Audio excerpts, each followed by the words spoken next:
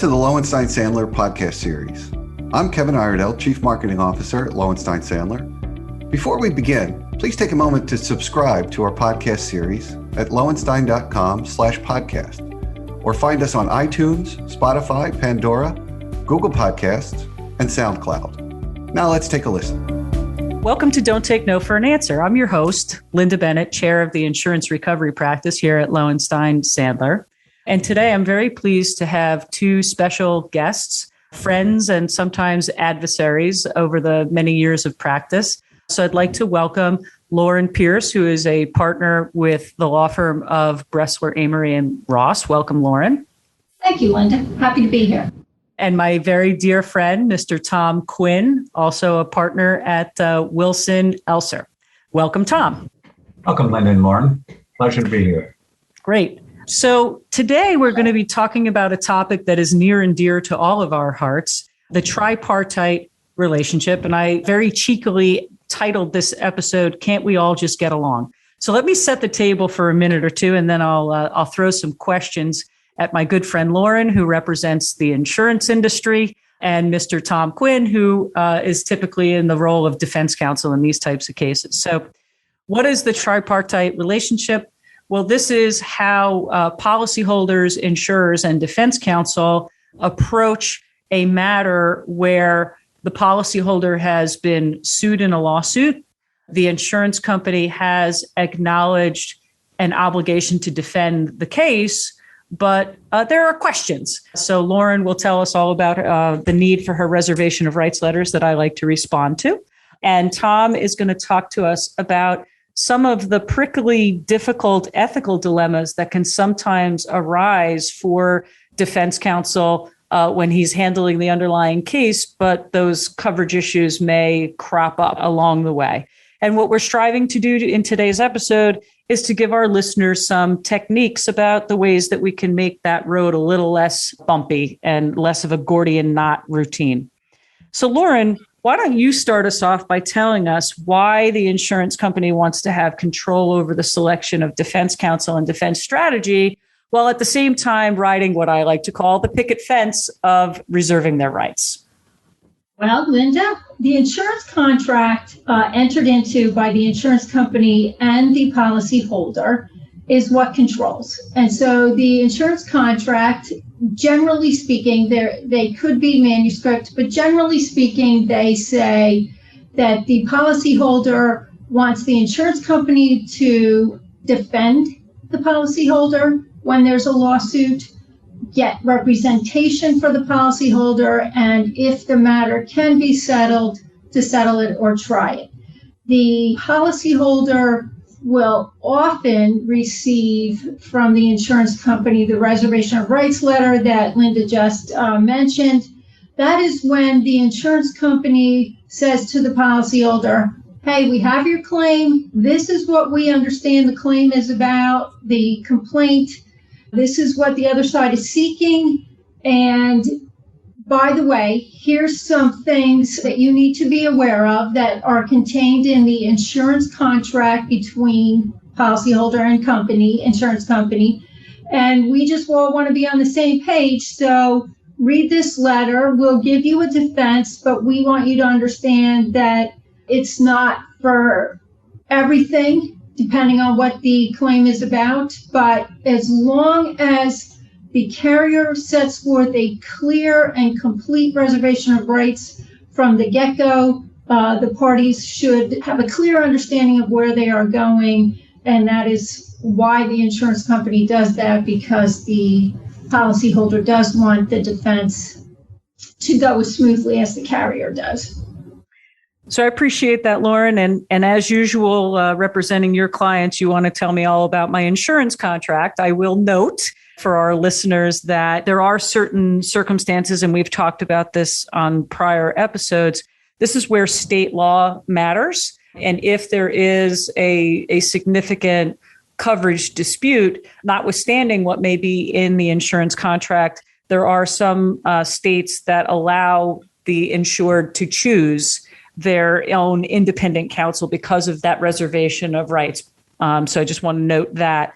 Now, Tom, In this circumstance where my client is sued in the lawsuit, we've sent it to Loren's client. She's issued the reservation of rights letter saying, okay, we're ready to defend this case while reserving our rights on indemnity. Give Tom Quinn a call and he's going to defend this case for you. Who's your client in that circumstance? Since the time I've gotten out of law school, about a year before I got out of law school in New Jersey Supreme Court answered that question unequivocally. And that is, it admitted for defense firms, effectively, let's be realistic. You probably have two clients in a sense. This insurance company is sending you lots of cases. They call you on any number of issues. They're asking you questions unrelated to this case. It's hard to say that they're not a client in the firm. In fact, when you run your conflict check, they're a client of the firm. But your absolute or your paramount client in this situation is definitely the person or entity that you've been appointed to represent. And you always have to keep that in mind. You have to treat that person as if that person came to your door, you signed a retainer letter with them, they're paying you, and they are who you represent. But particularly when there are coverage issues, you really have to be careful to make sure that you follow that rule of the road, because that's what New Jersey says, and that's what essentially every state says. So while Loren and I like to have our boxing gloves on and fight over things every now and again, what are some of the steps that you, Tom, take as a practical matter to try to keep harmony between Loren's client, my client, and the policyholder who the insurance company has used, just described as sort of a mutual client for you? Like, what are some of the practical steps that you can take to keep harmony among all of us? A couple things, but I think it's really important out of the gate, especially, if coverage counsel is involved, it almost makes my job a little bit easier. I usually like to know who they are and then go to that particular person and my client, the insured, and just introduce myself, explain that I understand the rules of the road. I understand what I need to do ethically and legally, and just to make sure that we're on the same page. But even if coverage counsel is not involved, and I know that there's coverage issues out there that are serious, that I explain right away to my client, yes, I'm appointed by the insurance company, I'm paid by the insurance company, but I'm your lawyer. I owe you responsibilities. I don't owe the responsibilities to the insurance company. I'm trying to do the best job for you under the circumstances. So I think you have to assure them of that. And then you have to be, I also like to be incredibly transparent almost with any insured, but certainly with coverage issues. If I'm writing to the insurance company, I copy the insured. No one likes to think that I'm having a side conversation with the insurance company when there are coverage issues around. You've got to be, in today's world, the word transparent gets thrown around all the time, but it really is important to be transparent. And I do that by carbon copying and avoiding what appear to be secret communications. I think that's important.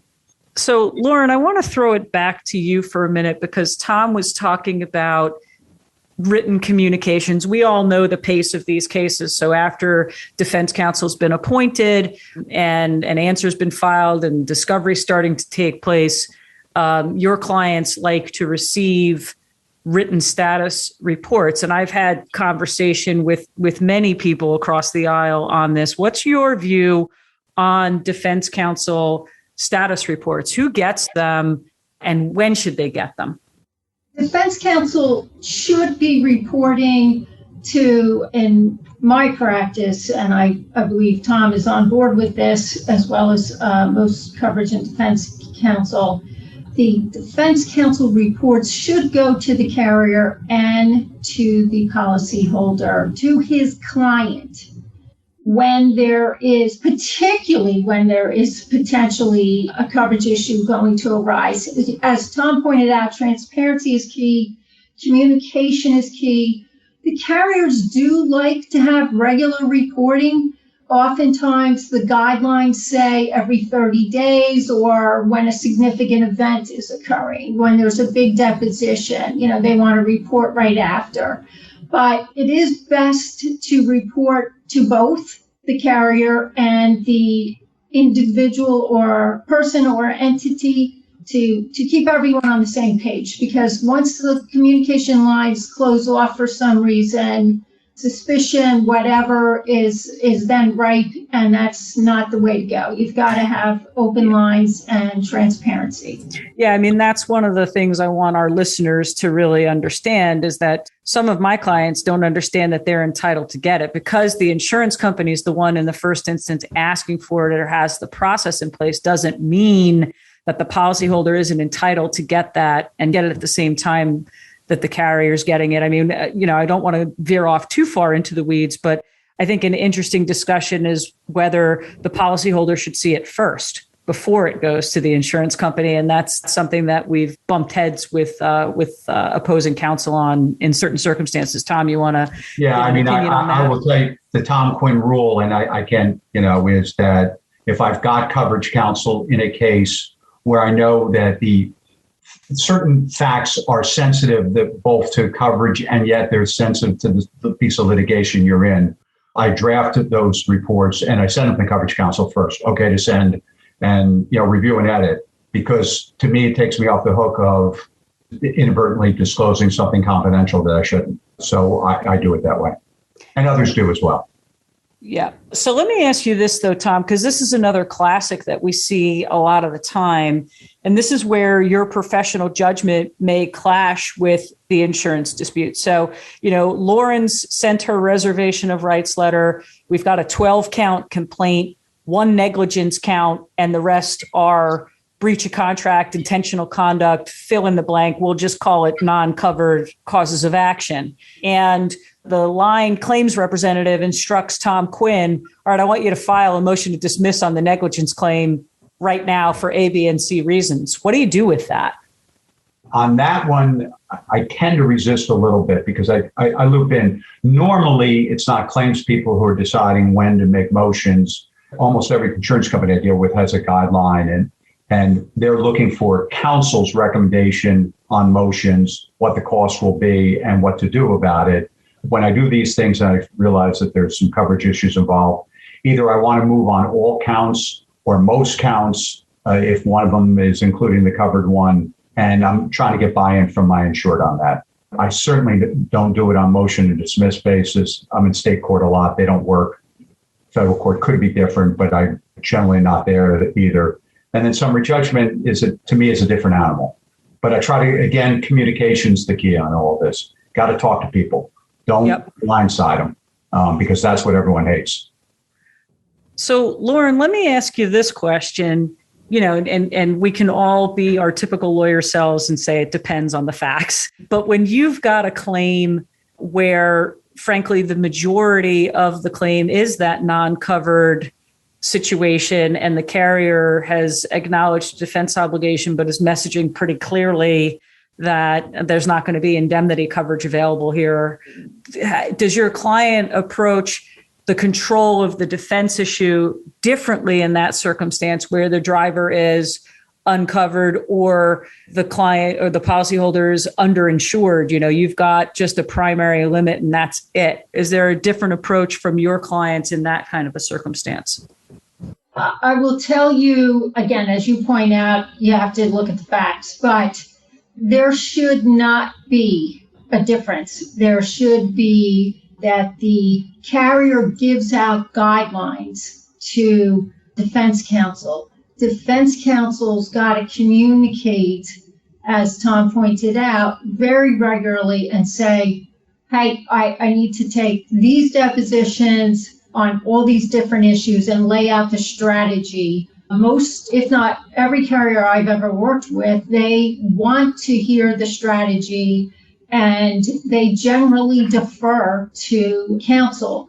If for some reason it's, going down a path that's highly irregular, there'll be a conversation about it.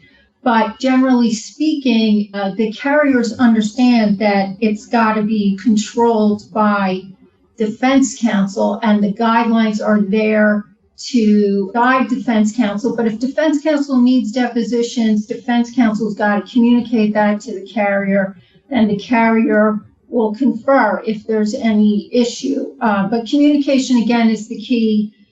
Keeping everyone on the same page and informed is the way to go. The only thing carriers really do not like is if a defense counsel does not communicate and then all of a sudden an invoice shows up with, 10 different depositions in, a 45-day period that the carrier had no idea was going to happen. And then the carrier's ticked off and says, well, I'm not going to pay for all this. So as long as defense counsel communicates and the strategy is generally agreed upon as the case progresses, that's what keeps the road less bumpy, shall we say.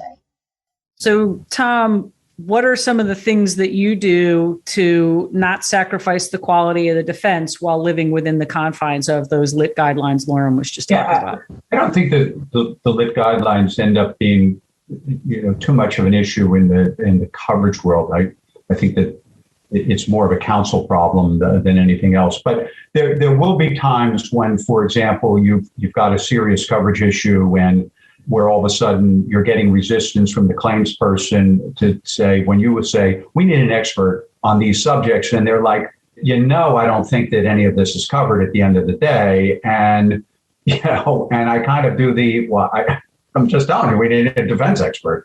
And you're going to call me and I say the duty to defend is broader than the duty to indemnify, and we're off to the races. I mean, what you can't do, what you have to remember, it started with the same thing I started with, which is you got to remember who your client is. The client is the person who is named in that pleading, and you've got to be taking the steps necessary. I don't want to say damn the cost, because obviously you would be sensitive to the cost if the client was paying you yourself. But you have to think of it the same way. If you would go to that client and say, we need an expert. I know it's going to cost $40,000, but here's why, because you have this type of an exposure. I do that without putting on my coverage hat on and knowing where the issues are. I just say, if it was your money, this was what you should do. And then let the chips fall where they will. Is generally how I try to do it. That's great. All right. So we've got just a minute or two left here. So I'd really love for each of you, Loren and Tom, to give me your one key to success of having the insurer, the policyholder, and defense counsel working together harmoniously to defend a claim, notwithstanding that there's a coverage dispute brewing on the side. Mine would be communication. And keep the lines open always. Yeah, great. And from my perspective, when I'm defending someone, I'll go back to stuff. I think that the money that an insured pays for personal counsel to be involved, from a couple 1,000-foot level of writing letters and staying abreast of things, yes, that's costing money when you're quote unquote getting free defense from me already. But the money you spend there can be worth, save you way more when the result goes south and no one was involved looking over the shoulder and all of a sudden you become surprised. I think it's helpful to have counsel in those settings, especially in bigger coverage disputes and bigger cases. That's great. All right. Well, thank you both so much. This can be a tension-ridden process, but I think you've given some really great tips on how to tone down the temperature on the tensions and find a way to work cooperatively and collaboratively to defend these cases. Really appreciated having you here today, and we'll love to have you back in a future episodes. Thank you both. Thanks for having us. Thank you for listening to today's episode. Please subscribe to our podcast series at lowenstein.com/podcasts, or find us on iTunes, Spotify, Pandora, Google Podcasts, and SoundCloud. Lowenstein Sandler podcast series is presented by Lowenstein Sandler and cannot be copied or rebroadcast without consent. The information provided is intended for a general audience and is not legal advice or a substitute for the advice of counsel. Prior results do not guarantee a similar outcome. The content reflects the personal views and opinions of the participants. No attorney-client relationship is being created by this podcast, and all rights are reserved.